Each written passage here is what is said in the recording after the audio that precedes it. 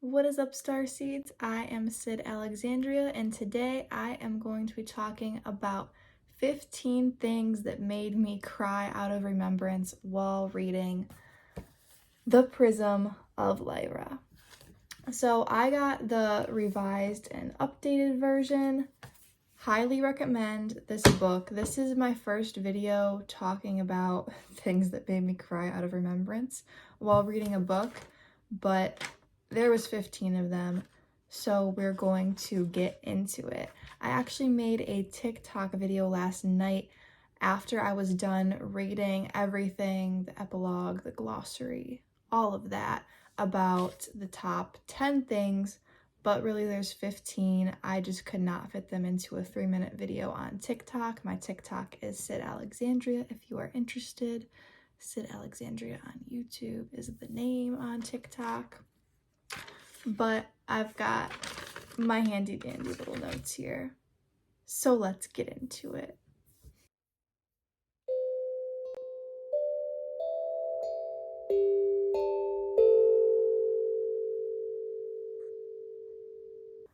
Number 1, the fact that all hominoid species in our galaxy originated from LYRA, and LYRA and Vega, Lyrans and Vegans, were the first people to inhabit Earth. Lyrans and Vegans came here first. And if you aren't familiar, LYRA, the LYRA constellation, Vega is the brightest star in that constellation, and Lyrans and Vegans are known as pretty much two different galactic species. However, the Vegans originated from Lyrans. Vega's in the Lyra constellation. We just call them Lyrans and Vegans because there is a distinct difference in their energy, even though they are pretty similar. But we all originated from them. Number 2, this one hit home quite a bit, just like really all of these, but this one is extra personal for me, and this is that Antares is a Stargate to the Andromeda galaxy, which is the galaxy closest to our Milky Way galaxy, which scientifically, and I have always felt spiritually, are going to merge soon. Actually, just like Lyra and Vega. Anyways, Antares is the brightest star in the Scorpio constellation, Scorpius. And Antares beings don't get talked about very much.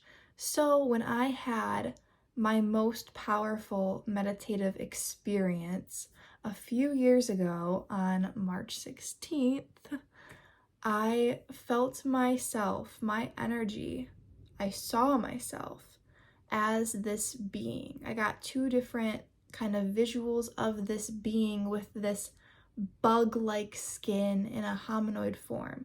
I saw myself as like a baby fetus in a womb still. And then I saw myself as like a teenager. And I knew it was me because when I saw myself as a teenager, I just saw the face, which was more of a stereotypical alien-shaped face. It was kind of pointy here, but the skin was bug-like. I looked so cool, but I had these huge eyes, and I looked into my eyes and I knew it was me, and I knew I was living this other life in this other place. And since then I've been trying to figure out where it is, and I was leaning towards it being Andromeda, a parallel life in Andromeda, but recently I discovered it's Antares. And the reason I feel like it's Andromeda is because 1, I might have my energy there as well, but this life that I have pretty much an equal amount of energy in right now is in Antares, and I felt this connection to Andromeda because it's a Stargate to Andromeda. And I was trying to pronounce this name not knowing about the star Antares, and I was coming up with all these A names, and Andromeda starts with an A, and I was just kind of confusing myself. I was like, Anteater, Amsterdam, I don't know, Antares. Yes, that's it. So that was pretty powerful. Number 3, that Arcturus is a Stargate, and I didn't explain this in number 2. A Stargate is a place where you can go. It's not just like a portal to other places, but really it is. That's kind of the boiled down version of what it is. But we go to these Stargates when we die. And if you haven't watched my video of what happens after death, I want to do kind of an updated version, kind of an extended version of that video soon, because that was actually my 6th video on YouTube. It was episode 6. And it was kind of my theory of how the universe worked, the fact that you can have this heaven and hell realm, and you can also have reincarnation as well. It's not just one or the other, okay? So after you die, I believe you kind of are in this heaven and hell realm, and then you go to the Stargate, where you kind of decide and talk to a council and have their input as well, but ultimately you have free will, and I believe you decide where you go in the next life. Just depending on your circumstance, you might let like this council, these guides of yours, these friends and family of yours kind of persuade you into one direction or the other as to what will help your soul evolve, you know, what life will suit you best next life for the soul growth and the soul evolution. So we are probably going to go to the Arcturus Stargate when we die, because that's like the Stargate closest to us. It's kind of like if you're gonna go to an airport, which one? When you die, what Stargate are you going to? Arcturus is close, but you might go to Antares if you have a connection there. You know, I live in southeastern Michigan. I'm probably going to go to the Detroit airport, but maybe I feel a connection to Flint and I want to go to the Flint airport. You know, it's kind of like that. So,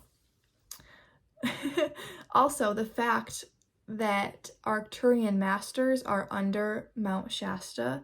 I had an experience that same day, March 16th of 2019, 3 years ago almost, which it feels like so much longer, which is wild, where I didn't know where Mount Shasta was. I knew it was a mountain. I've heard of it before, but I didn't know really even like what country it was in, to be honest. I didn't know if it was in like Japan or the US or like South America. I had no clue where it was. I knew it existed, but I felt my energy under Mount Shasta. I didn't say in, I said under.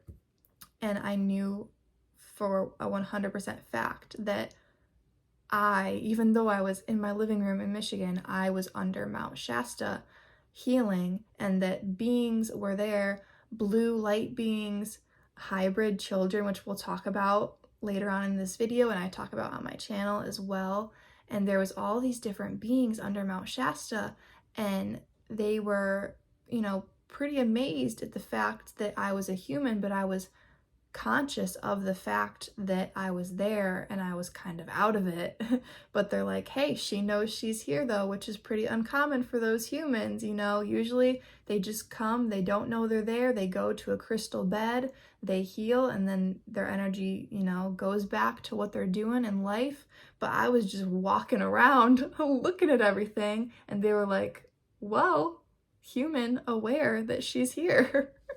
So that's amazing that this book confirmed for me that Arcturian masters are under Mount Shasta, as well as other places, as well as there being other masters under Mount Shasta.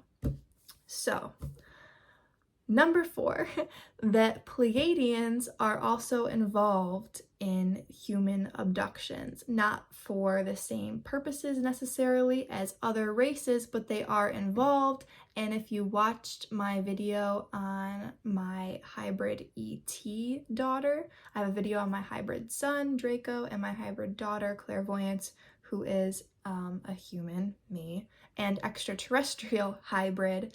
And I'm not 100% sure what her other ET mother's race is, because you can have more than just a guy and girl in the creation of these babies. I believe it was me, a Zeta male, and I believe a Pleiadian woman. She might be Venetian, she might be Lyran, but I believe she's Pleiadian. So that was nice to have that confirmed. They didn't mention how Pleiadians can work with the gray Zetas and these hybrid children, but the fact that it confirmed Pleiadians are involved in abduction confirmed it enough for me, because I know my truth, and everyone's truth is different. So take everything I'm saying with a grain of salt. I'm not saying, hey, these are the facts. I'm saying, hey, these are my facts. This is what I believe. Do with it what you will. Number 5, that humans agreed to participate in this hybrid program for the gray zetas, to help them further their race, because they are a race that can no longer reproduce naturally. They have to make hybrids with us, and the reason why they really set this call out for us and we responded to it is because we have gray zeta from Zeta Reticuli extraterrestrial DNA within us from our inception, when we as humans were created, because we were created. So, number 6, that the Zetas are an off branch of Vegans. A group of Vegans branched out. Lyrans, they branched out too, obviously, but they were kind of more focused on staying in Lyra. Lyra was this beautiful place. So was Vega, this bright star in Lyra. But overall, Lyra was so beautiful. And they were just, comfortable there. Like, they have this glorious place. They're focused on themselves and spirituality at the time being, when the Vegans were like, yo, space exploration, let's go colonize Mars, let's colonize these asteroids and Earth, obviously, and all of these places. And this one I would call it pretty small, but I mean, it was fairly big. This group of Vegans, whether or not it's big or small, doesn't really matter. This group of Vegans was on, I believe, this asteroid in between Mars and Jupiter in the asteroid belt, and there was this pollution going on the planet, and it was kind of stressing them out, and they're like, we need to be more emotionless, have less emotion, to be more productive, to deal with this in a better way. So they genetically manipulated themselves to have less emotion, and they went way too far, and this turned into the Zetas. I read this in this book, The Prism of Lyra. This is, I believe, the only thing that, let me check my list. Yeah, this is the only thing that I didn't already kind of think of in my mind. This was the one thing out of these 15 things on my list that I hadn't thought of before. And when I read this, I just cried a little bit, and I hardly cry. But when I say I cried for these 15 things, I mean like tears came down my face, because remembrance and emotion. And then they were gone, but it was so intense for a second, because that was emotional remembrance of galactic history in my DNA, in all of our DNAs, because this is all of us. So the Zetas are a group of Vegans. They're a future timeline version of us, yes, but they originated from Vegans, just like all of us. We're all Lyra Vegan. We're hominoid in the Milky Way galaxy. We're Lyra Vegan.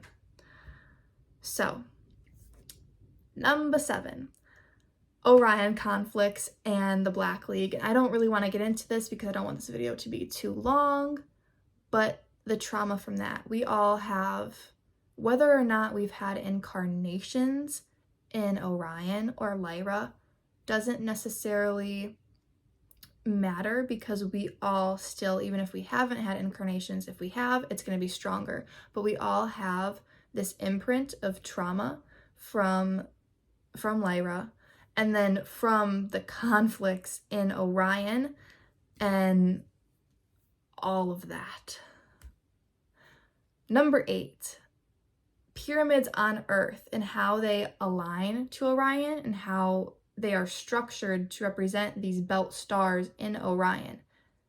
It's meant to remember the fact of Orion, what happened in Orion, and how it's reflected on Earth, and how so many of us have been in Orion already. We came to Earth, we prepared already. We're like, we did Orion, we can do Earth. It can't be that hard. now we're kind of like, what did we get into, right?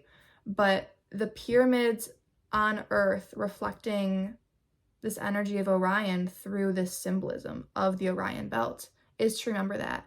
And this is similar to that picture of Mars where people are like, we see a face on Mars. There's some symbolism to that, right? It also reflects Earth. It also reflects just the hominoid species, this face in general. So that's kind of food for thought. Number 9, Atlantis and Lumeria. Just the fact, once again, I don't want this video to be too long, but the fact that Atlantis was overly masculine, technology, masculinity, okay? And then Lumeria is over here, overly feminine, right? And just so natural, so metaphysical, these Lemurian crystals and all of this beautiful stuff. Atlantis was beautiful too. They're both beautiful early Earth civilizations, right? And their fall, their collapse was inevitable. They weren't meant to last forever. They knew they were overly masculine and they knew they were overly feminine, and they knew that polarity was going to be, you know, the destruction of them. And it was. And I think that's kind of beautiful, which is so, I don't know, weird, but it's not. If you think it's cool, cool. If not, cool. Number 10.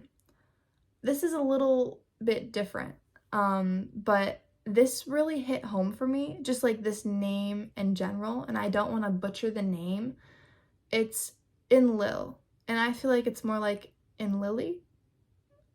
He's a guy, and he wanted to destroy the human race, and he had a brother. Some say it's a half brother. He had this brother. I don't like calling any siblings half siblings. They're all siblings, okay? He had this brother, Enki, who you've probably heard of. And Enki is the one who warned Noah. A lot of people say he told Noah to build the ark. I feel like he warned Noah that this was going to happen. He didn't instruct him, hey, build this ark. I feel like it was more of, hey, my bro said this, maybe come up with something to like save the human DNA, save the animal DNA. I don't think he told Noah ark. I think Noah kind of came up with the ark. But that's my opinion. The fact that these names, Enlil and Enki, that hit home for me. And the fact that Enlil wanted to destroy the human race, but Enki told Noah, yo, do something about this. Protect the DNA. Because let's face it, all those animals couldn't fit on a boat, but the DNA could, right? So, number 11. The story of Isis and Osiris and how it dates back much further than just Egypt, okay? This story is a reoccurring story throughout history, just like so many stories, because stories are archetypes that get passed down and different cultures change them, they tweak them to better suit their culture, but it's all still the same story. All these superhero stories, Batman versus Spider-Man versus Superman, they're all the same story, they just have different details. And that's the same thing with Isis and Osiris, and I feel a very strong connection with Isis, and so many other people do too. Women especially, people with lots of feminine energy especially, but so many people feel a connection to Isis and Osiris and Horus and all of these Egyptian deities, and they date back further than Egypt. Egypt wasn't the first place that humans were, okay? There's other places. There's ancient Sumer, there's ancient Mesopotamia, there's ancient Babylonia, there's all these places, and those stories come from there, and they come from before there as well. Number 12.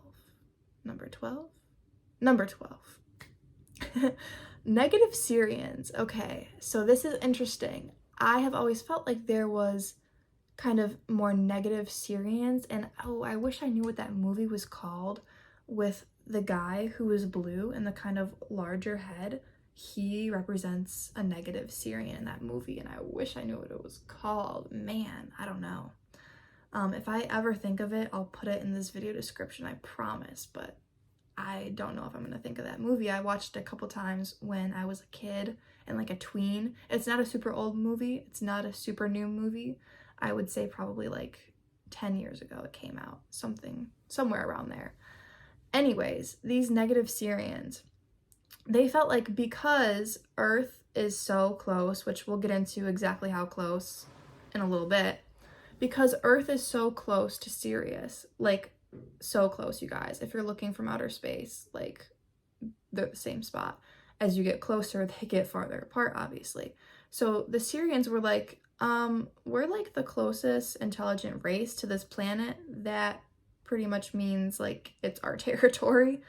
And some negative Sirians, there's positive, higher vibration, and lower vibration, negative beings of all races, right? Hopefully we're all on that same page.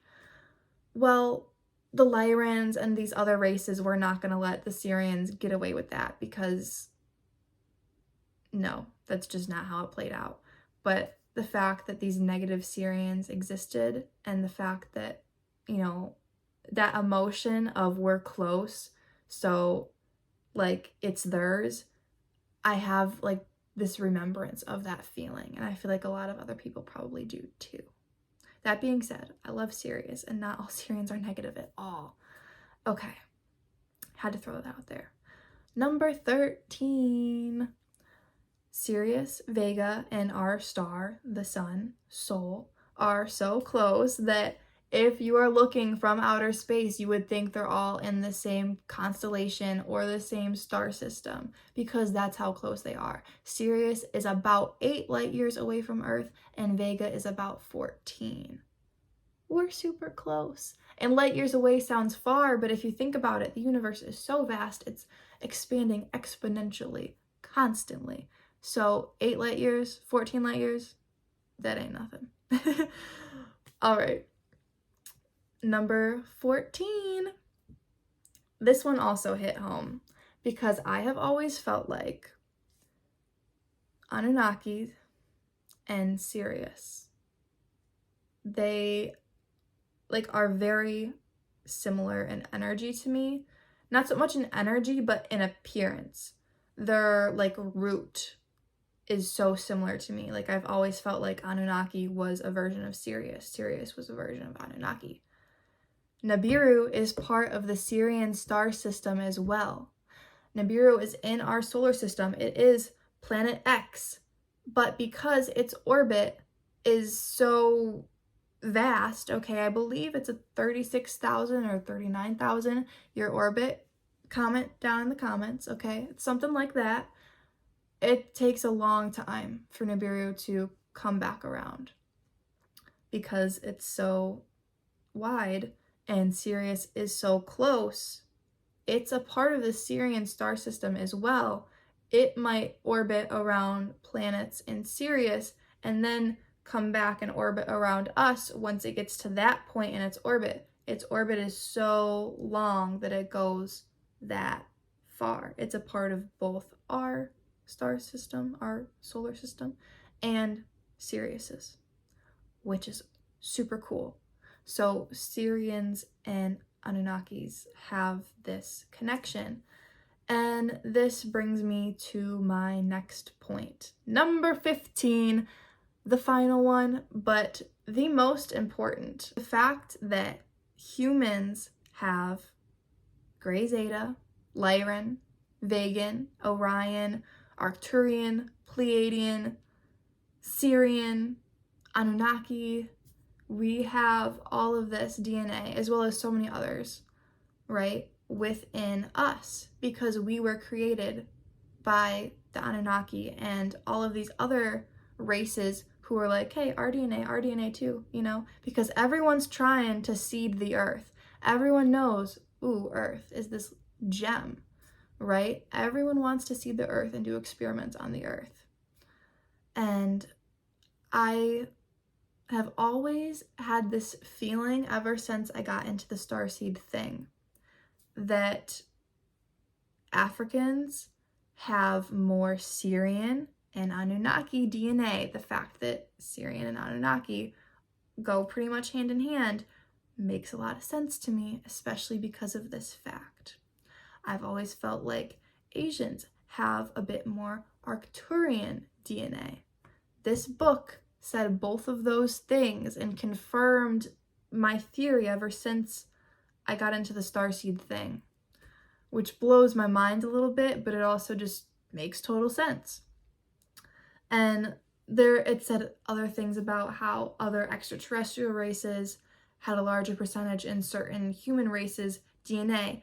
But what we're going to end this video off on is my favorite part of this book, The Prism of Lyra, and just one of my favorite pieces of information that I hold so near and dear to my heart is that extraterrestrials consider us all a human race, and when you channel their energy, they say that medically, the races of humans, black, white, Hispanic, Asian, whatever, you can't medically tell the difference anymore.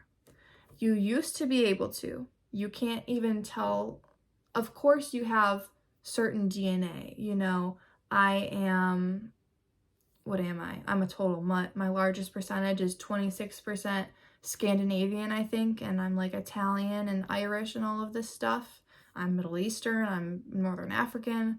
So you have all of these energies, of course, from your like ancestors in this life, you know, your grandparents, your great-great-great-grandparents. You have that energy, but medically, you can no longer tell a black person from a white person, from an Asian person, from a Middle Eastern person. You can't tell. We are all one race. We are not separate races, all of this stuff. We are the human race. We are all one race. We are the Earth human race. That is how they see us. That is how we need to start seeing us. I do not like all of these labels, okay? We have crossbreeded so much. Even if you have an ancestry DNA test that says you're like 99% this, that, or the third, we have crossbreeded so much. Those only go back so far. Those only go back a couple hundred years tops to get that like 0.001%. That's only a couple hundred years back. We have been around much longer than that as a Earth human race. We have crossbreeded before that DNA test can test. You can no longer medically tell the difference between the races of humans. Let's stop labeling ourselves with that. We're the Earth human race. I'm gonna leave you guys with that. I hope you enjoyed. I recommend reading The Prism of Lyra, you guys. I cried 15 times out of remembrance. So check out my channel for more info on ETs, galactic history, the hybrid children. I'll leave my ET and hybrids playlist and my starseed playlist in the description. Check out my other playlists and videos. Thank you guys so much if you're watching all of this way through. Thank you so much. We're so close to 1,000 subscribers. I say we because it's we. It's not just me, okay? I can't subscribe to my own channel. It's all of you guys. So thank you so much. And I think I'm going to get monetized pretty soon. I think I have to hit 4,000 watch hours as well as the 1,000 subscribers. So I just need to get my watch hours up like a lot. I appreciate you guys so much. Peace out.